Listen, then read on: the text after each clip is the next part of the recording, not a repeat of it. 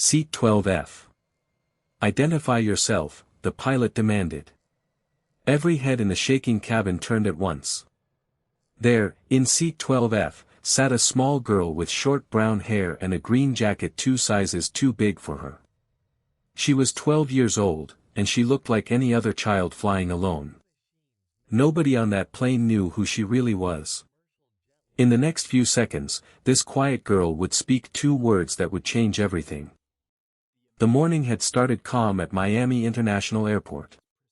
Maya Reyes stood at the gate with her backpack on one shoulder and a small silver keychain shaped like a jet in her hand.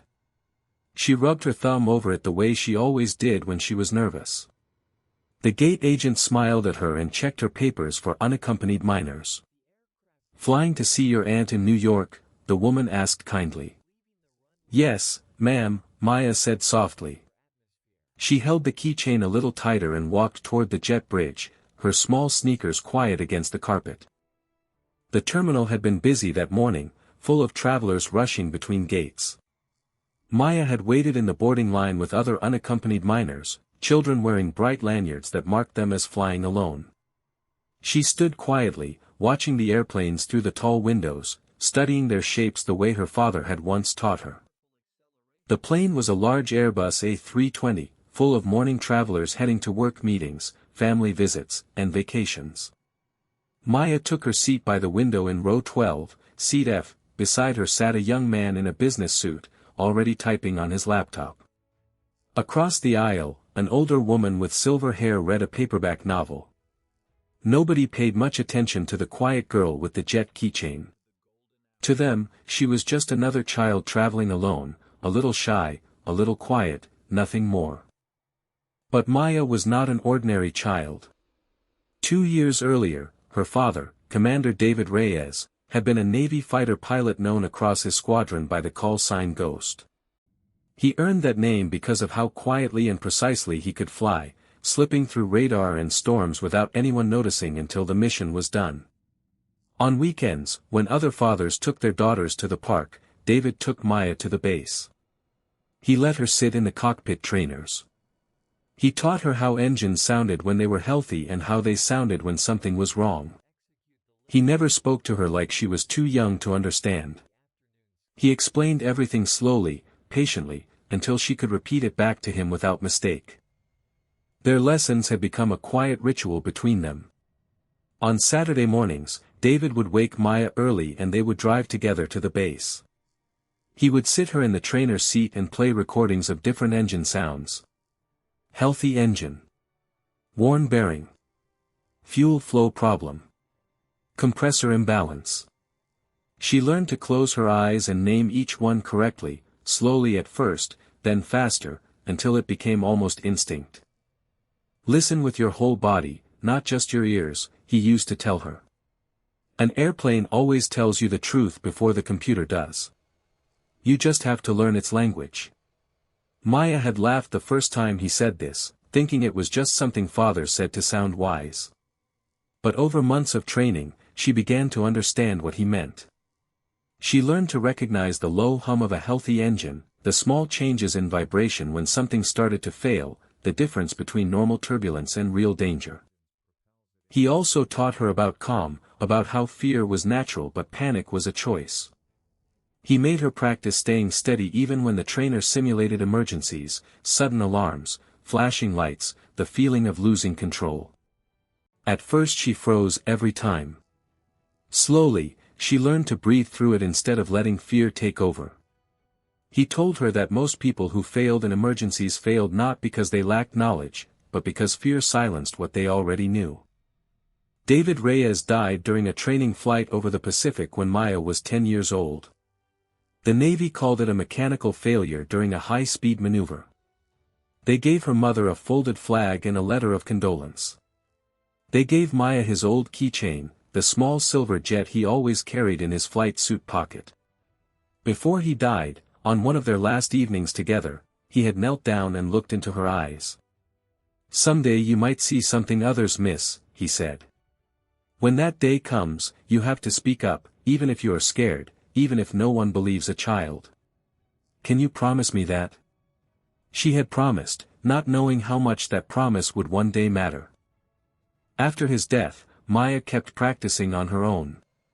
She listened to recordings her mother did not know she had saved, closing her eyes at night and naming engine sounds quietly in the dark. It was the only way she knew how to stay close to him. Her mother sometimes heard her whispering engine names and thought it was simply a child's strange way of grieving. She never imagined it might one day save hundreds of lives.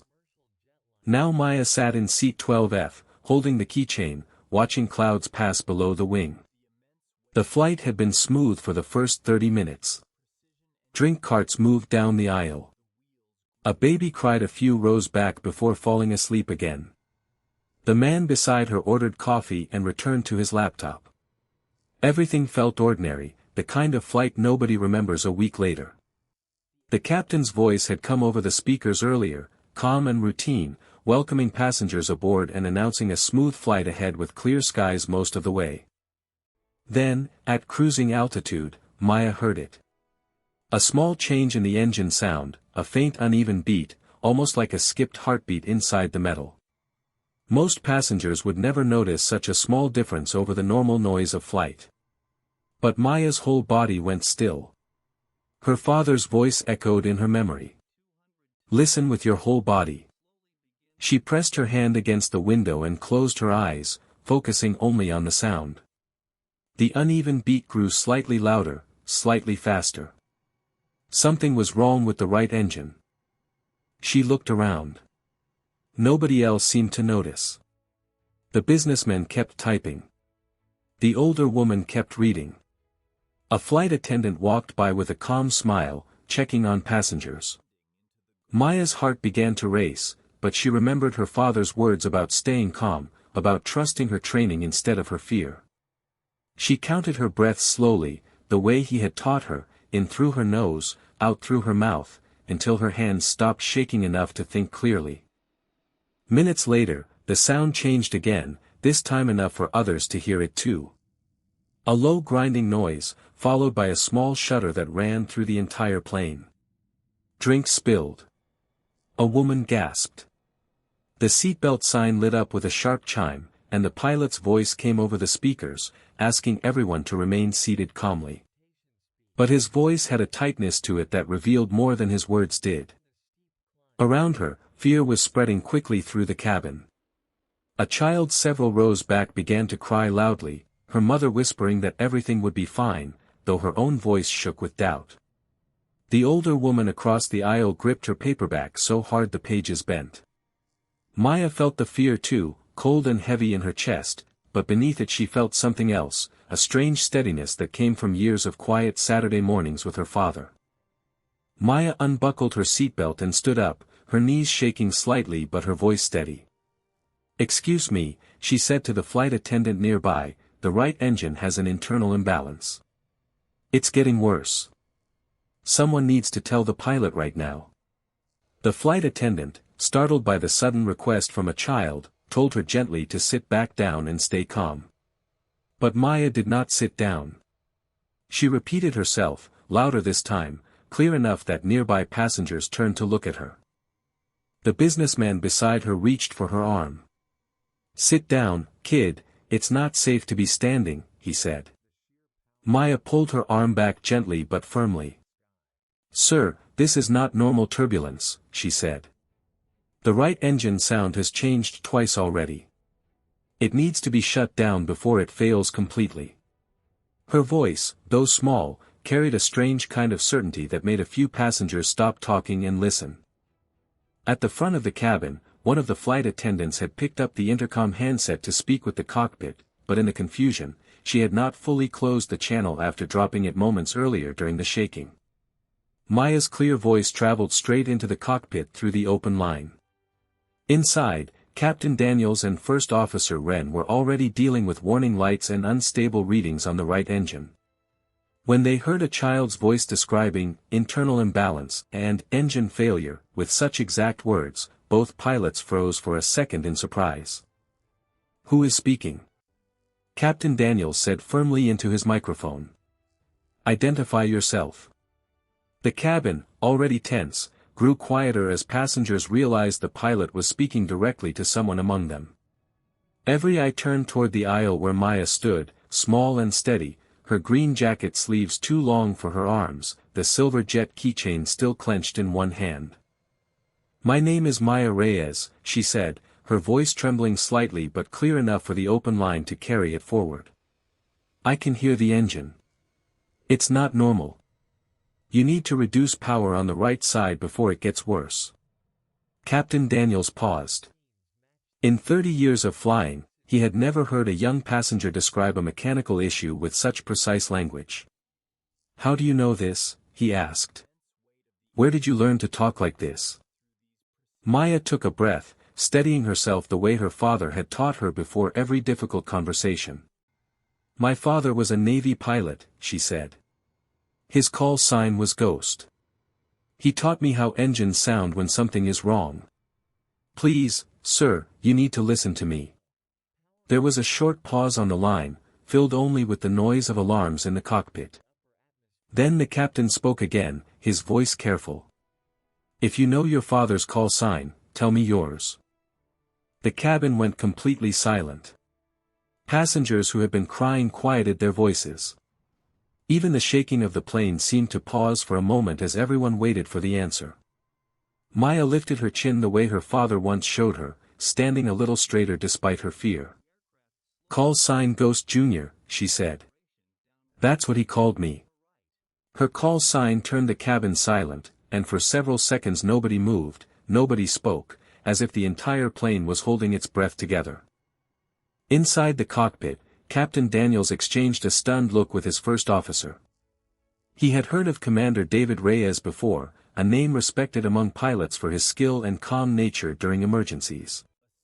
Trusting a child's word during a crisis went against everything in his training, but something in her voice told him she was not guessing. "Ghost Jr., he said slowly, "tell me exactly what you're hearing right now." Maya closed her eyes and listened carefully one more time. "The beat is faster now," she said. "It sounds like it's losing balance inside. If you don't reduce power soon, it could get much worse. You need to cut power on that engine, not just lower it, all the way down."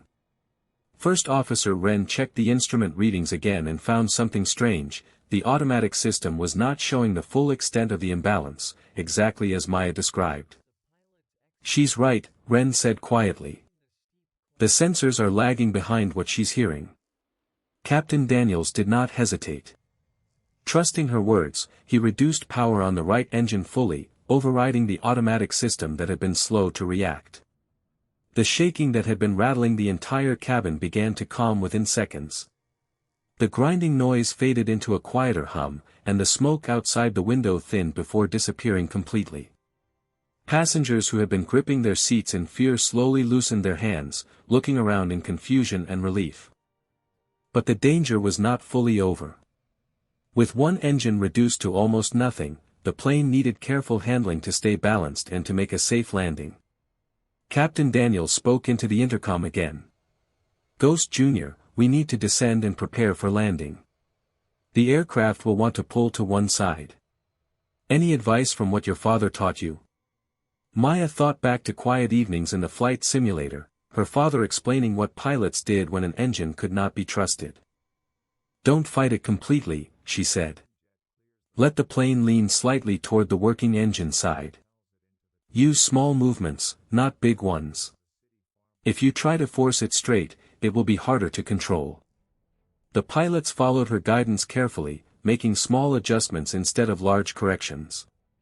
The plane began a slow, steady descent, tilting gently but remaining controlled the entire way down. As the descent continued, Captain Daniels spoke to her once more. "We need to lower the flaps soon. With one engine down, I'm worried they won't come down evenly." Maya remembered her father explaining this exact problem. "Bring them down slowly," she said. "A little at a time, and wait between each step. Slow is safer than fast right now." The crew followed her advice, lowering the flaps in small careful stages.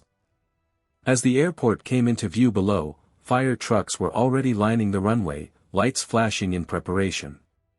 The cabin remained tense, but calmer now, filled with quiet prayers and held hands between strangers. Maya returned to her seat at the flight attendant's request, buckling her belt with shaking fingers. The older woman across the aisle reached over and held her hand gently. "Thank you," she whispered, "I don't understand how you knew, but thank you." The businessman beside her, the same man who had told her to sit down only minutes earlier, looked at her with wide, ashamed eyes. "I'm sorry," he said quietly. "I didn't understand. You probably just saved all of us." Maya only nodded, too exhausted and too frightened to find the right words. She held the silver keychain tightly in her lap, feeling its familiar shape against her palm, and thought of her father's calm voice guiding her through every lesson that had led to this moment. The landing itself was smooth despite the danger, the wheels touching the runway with a soft bump before the plane rolled to a slow stop surrounded by emergency vehicles. Inside the cabin, passengers broke into quiet applause mixed with relieved tears. Captain Daniels came over the intercom one final time. "Ladies and gentlemen, we are safely on the ground. I want to thank a young passenger in seat 12F, whose knowledge and courage helped guide us through this emergency. Without her, this landing could have ended very differently." After passengers had evacuated safely down the emergency slides, Captain Daniels walked through the terminal to find Maya sitting quietly with a blanket around her shoulders, paramedics checking her calmly while she waited for her mother, who had already been called and was rushing to the airport. He knelt down in front of her the way her father once had. "Ghost Jr.," he said softly, "your father would be very proud of you today." Maya looked up at him, tears finally falling now that the danger had passed. "He always told me knowledge was never wasted," she said. "He told me if I ever knew something important, I had to speak up, even if I was scared." Captain Daniels nodded, understanding fully now the weight behind those simple words. "You didn't just remember what he taught you," he said. "You saved every person on that plane because of it." First Officer Wren joined them a moment later, kneeling down as well so she was at Maya's eye level. "I want you to know something," she said. "When you first spoke up, part of me wanted to ignore you. You're a child, and everything in my training told me to trust the instruments instead. But you were right about everything, things our own systems couldn't tell us fast enough. If we hadn't listened, I don't think we would be standing here right now. Thank you for being brave enough to speak, even when you thought we might not listen." Maya's mother arrived soon after, rushing through the terminal with tears already streaming down her face, pulling Maya into a tight embrace that neither of them wanted to end. Airport staff and paramedics stepped back respectfully, giving them a quiet moment together amid the chaos of reporters and airline officials beginning to gather nearby. Maya buried her face in her mother's shoulder, finally letting herself feel the full weight of everything that had happened, the fear, the courage, and the strange calm that had carried her through it all. News of the emergency spread quickly, but Maya did not care about the attention or the interviews that followed in the days after. Reporters wanted to know how a 12-year-old girl had known so much about aircraft engines, how she had stayed so calm during such danger, what it felt like to hold hundreds of lives in her hands. Maya answered simply each time, always returning to the same truth. Her father had taught her, and she had only done what he asked of her, to speak up when it mattered most, even if she was scared. What mattered to her was much simpler than any headline. She had kept her promise. She had listened when it mattered most, and she had spoken up even though she was afraid. That night, lying in her aunt's guest room with the silver keychain resting beside her pillow, Maya whispered quietly into the dark, "I did it, Dad. Just like you taught me." And somewhere far above the clouds, she believed he was listening, proud of the daughter who had carried his lessons into the sky and brought everyone safely home. In the weeks that followed, Maya returned to her ordinary life, back to school, back to homework and quiet evenings with her mother, though nothing ever felt quite the same again. She still listened to engine sounds sometimes, closing her eyes and naming them softly to herself, not out of fear anymore, but out of love, a quiet way of keeping her father close.